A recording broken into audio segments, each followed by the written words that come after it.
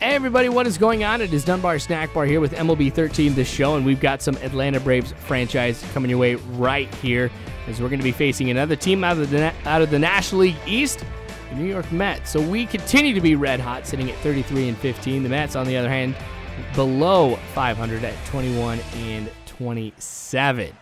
So we are going to be playing here at Citi Field. This is going to be awesome.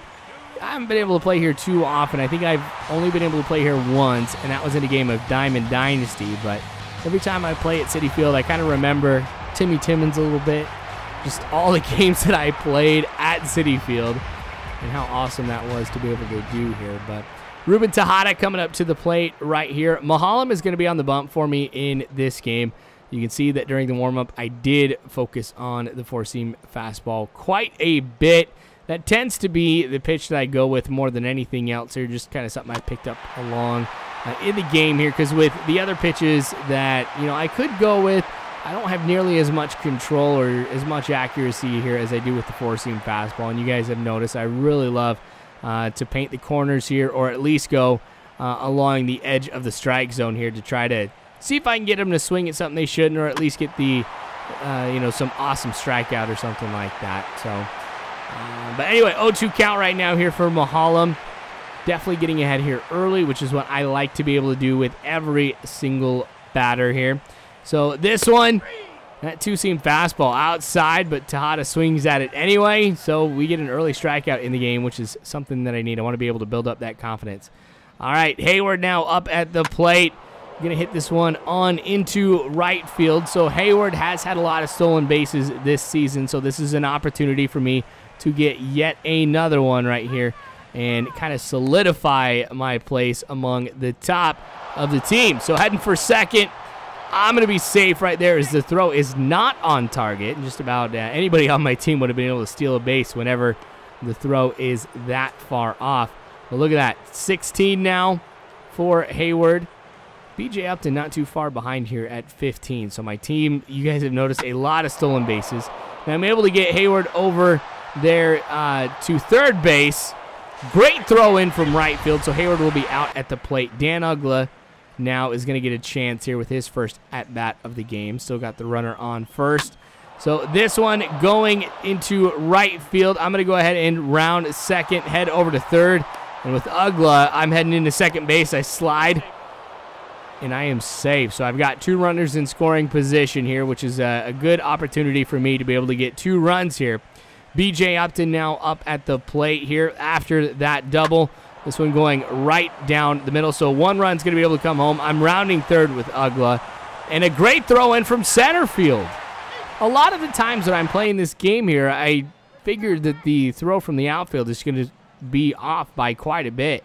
2 times in a row here that I've really been able to challenge the computer, I end up on the bad side of things. So maybe I've got to rethink that and not go with that nearly as often.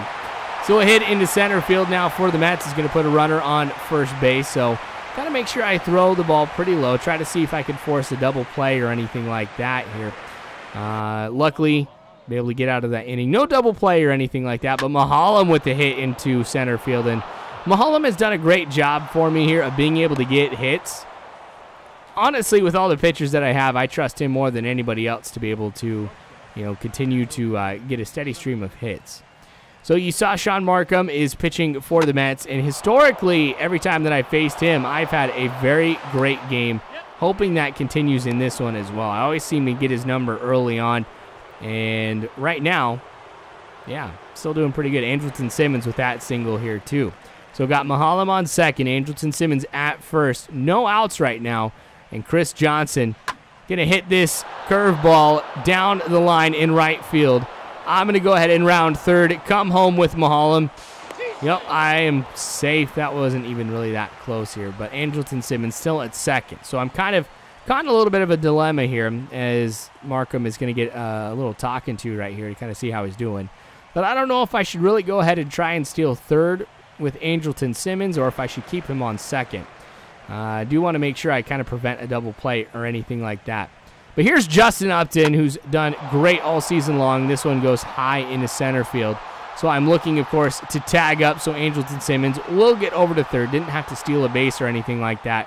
However, if I had gone ahead and done it, was safe, then who knows? Maybe I would have been able to come home on a play like that. But Hayward's going to hit this one deep into center field.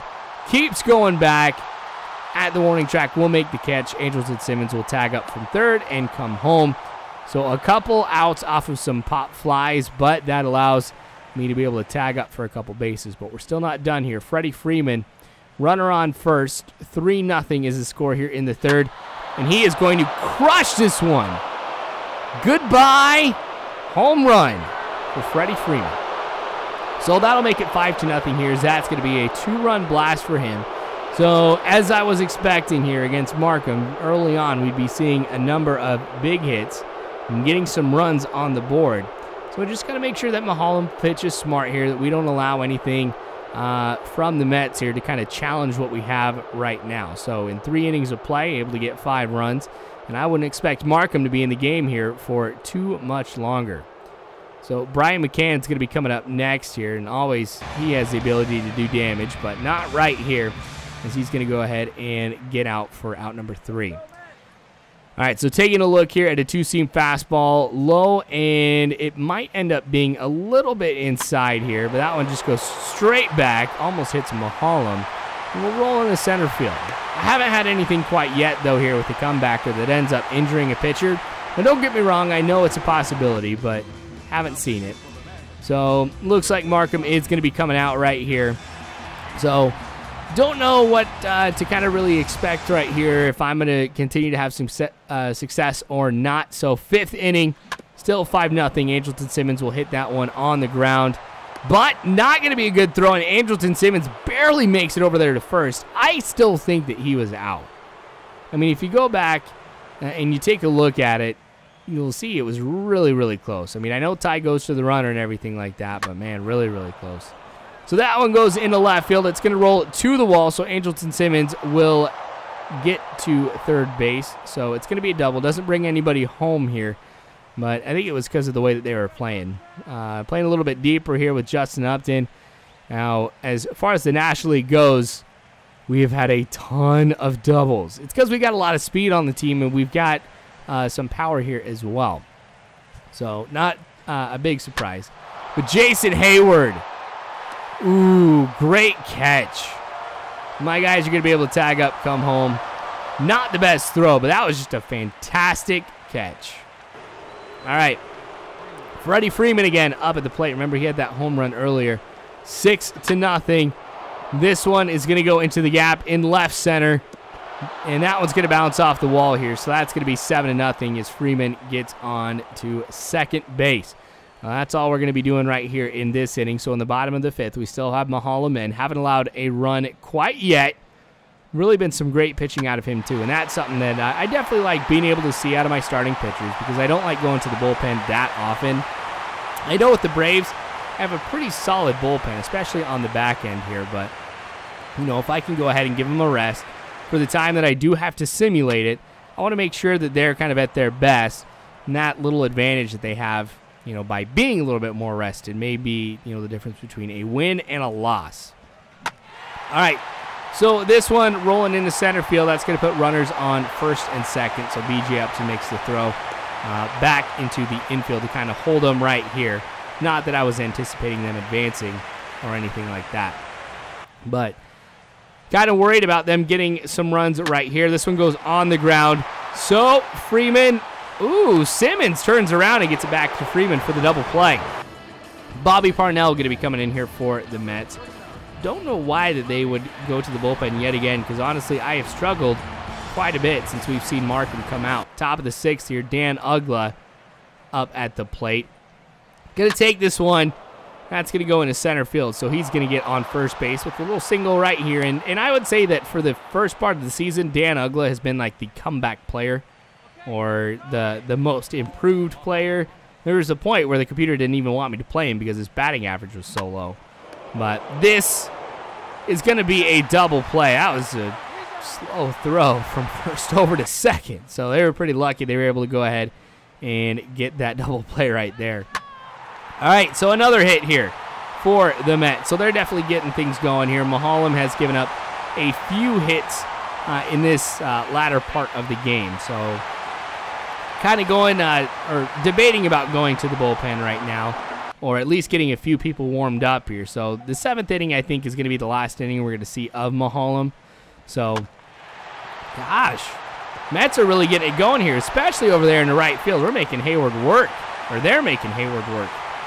So throw's not in time over at first, but you guys know I like to go with that one anyway, because I think it's kind of cool when I can throw somebody out from right field.